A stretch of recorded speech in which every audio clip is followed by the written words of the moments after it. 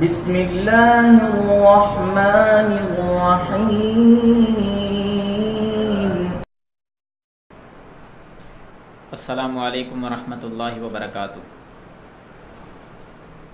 الحمد للہ رب العالمین والصلاة والسلام علی اشرف الانبیاء والمرسلین۔ اللہم صلی علی محمد وعلی آل محمد کما صلیت علی ابراہیم وعلی آل ابراہیم انک حمید مجید۔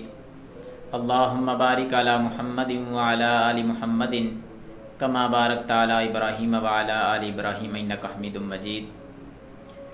اما بعد فاعوذ باللہ من الشیطان الرجیم من ہمزہ ونفخہ ونفثہ۔ بسم اللہ الرحمن الرحیم۔ قال النبی صلی اللہ علیہ وسلم خلتان لا یحصیہما رجل مسلم الا دخل الجنہ وہما یسیر ومن یعمل بہما قلیل۔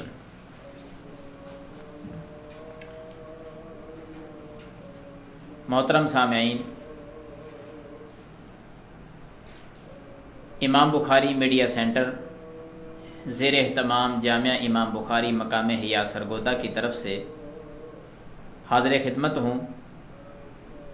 ہماری آج کی گفتگو کا عنوان کہ دو مختصر چھوٹے سے عمل ہیں جن کے کرنے کی وجہ سے انسان جنت کا مہمان بن جائے گا۔ دو اعمال کے بدلے اللہ کی جنت کا انسان وارث بن سکتا ہے۔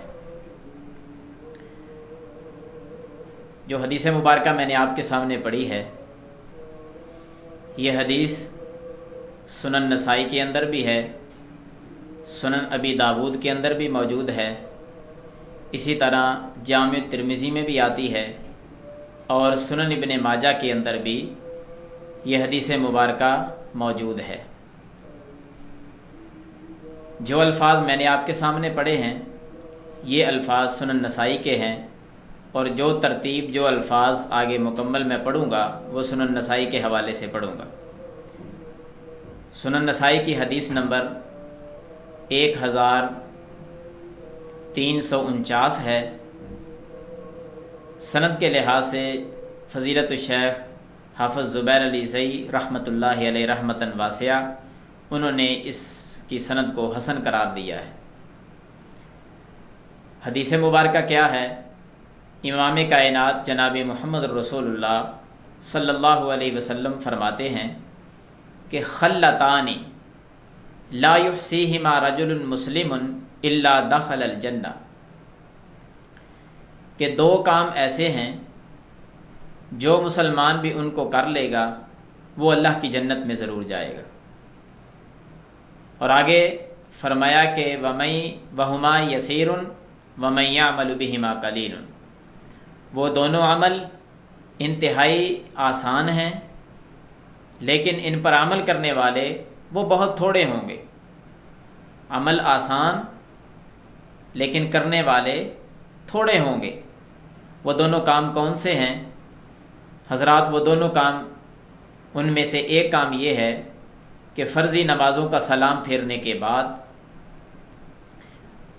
10 مرتبہ سبحان اللہ پڑھنا، 10 مرتبہ الحمدللہ پڑھنا، اور 10 مرتبہ اللہ اکبر پڑھنا۔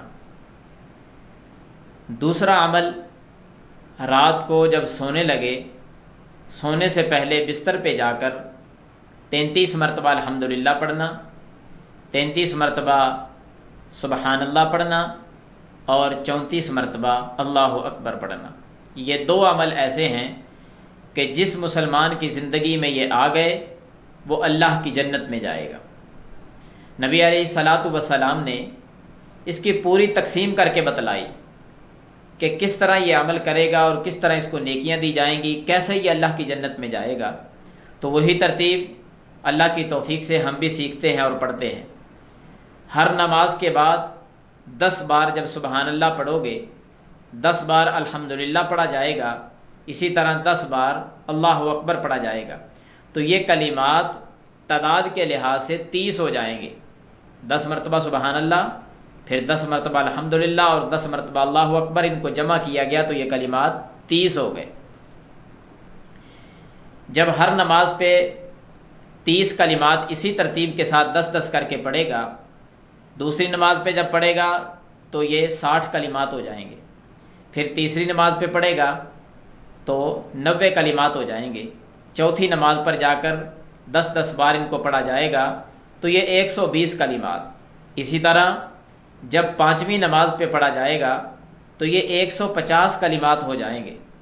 امام کائنات صلی اللہ علیہ وسلم نے اپنے ہاتھ مبارک کی انگلیوں پر یہ گن گن کر صحابہ کرام کے سامنے اس کی وضاحت فرمائی، میرے صحابہ 5 نمازوں پر جب یہ 10 مرتبہ کلمات پڑھے جائیں گے تو یہ گنتی کے لحاظ سے، زبان کے پڑھنے کے لحاظ سے 150 کلمہ ہو جائے گا۔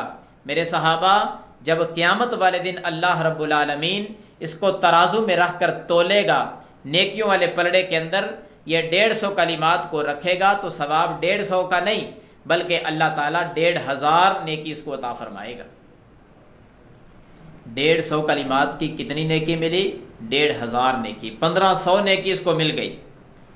1500 نیکی یہ مل گئی ایک دن کی، اور اسی طرح رات کو جب سونے لگا 33 مرتبہ سبحان اللہ پڑھا، 33 مرتبہ الحمدللہ پڑھا، کلمات وہی، تعداد میں فرق آ گیا، 33 جمع 33 60 ہو گئے، اور جمع 34 اللہ اکبر یہ 100 پورا کلمہ ہو گیا۔